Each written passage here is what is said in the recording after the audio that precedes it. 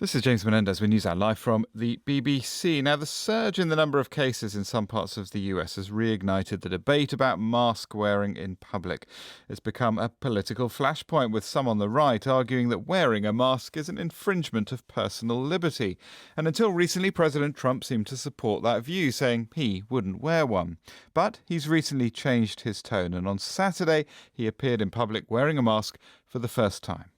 I think when you're in a hospital, especially in that particular setting where you're talking to a lot of soldiers and people that in some cases just got off the operating tables, I think it's a great thing to wear a mask. I've never been against masks, but I do believe they have a time and a place.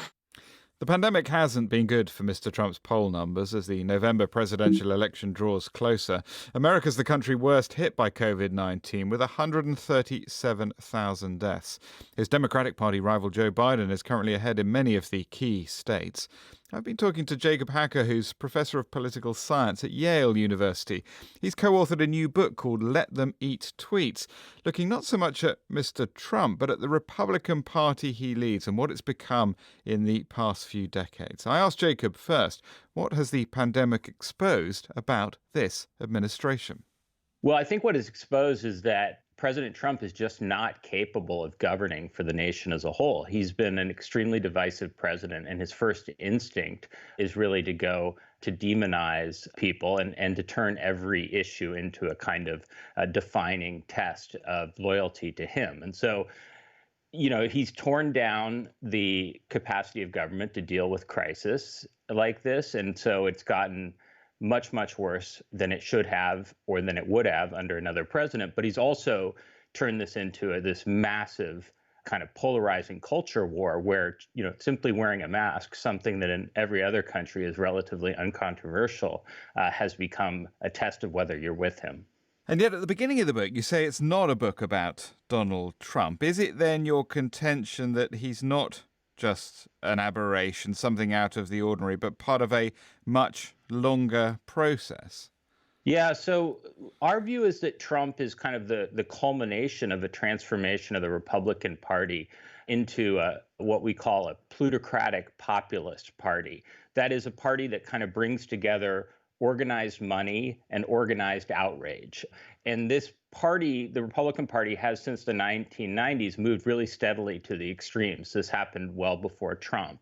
So the question really is, why has the party become both, much, much more tied to plutocracy, that is, to the richest of Americans and the organizations that they've built up to try to shape politics, as well as more and more extreme on racial and cultural issues? How does a party of the rich maintain an electoral base then? How do you bridge that? Yeah, it's a real puzzle because the policies that Republicans have been pursuing, especially under Trump, are just not that popular. The tax cuts that they passed in 2017, for example, they were unfunded. They were $2 trillion, with 80% of the benefits going to the richest 1% of Americans. And they pulled terribly. So did the Republicans' health care bill in 2017, which just barely failed. But they have managed to attract a growing share of white working class Americans over the last generation. And if you want to sum up our argument in a sentence, it's basically that they've used white identity to defend wealth inequality, and they've undermined democracy so they can uphold plutocracy. And when you say white identity, do you mean racism?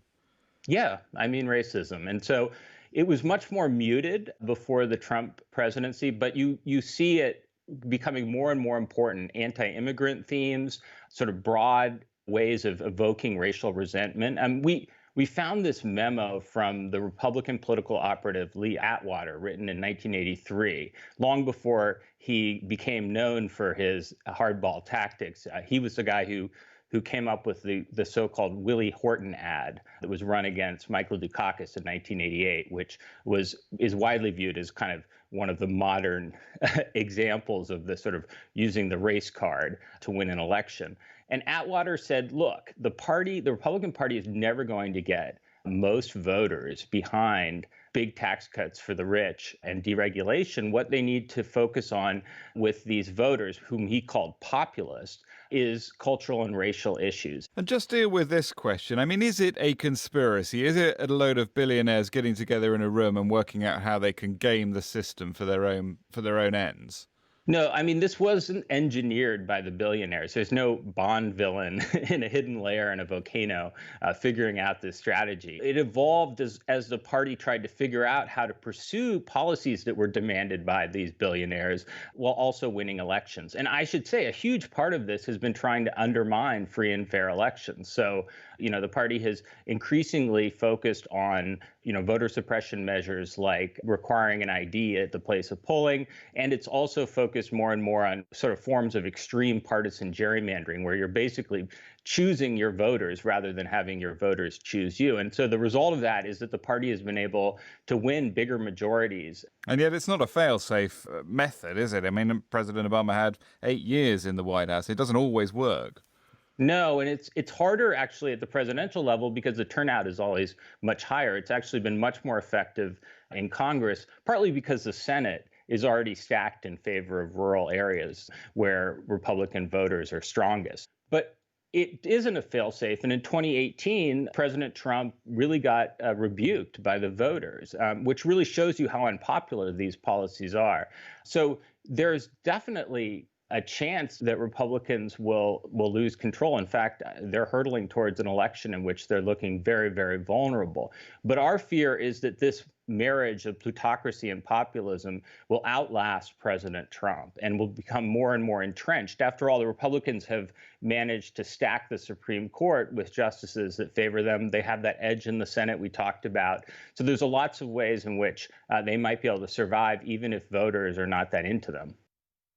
Jacob Hacker of Yale University and author of that new book, co-author of that new book called Let Them Eat Tweets.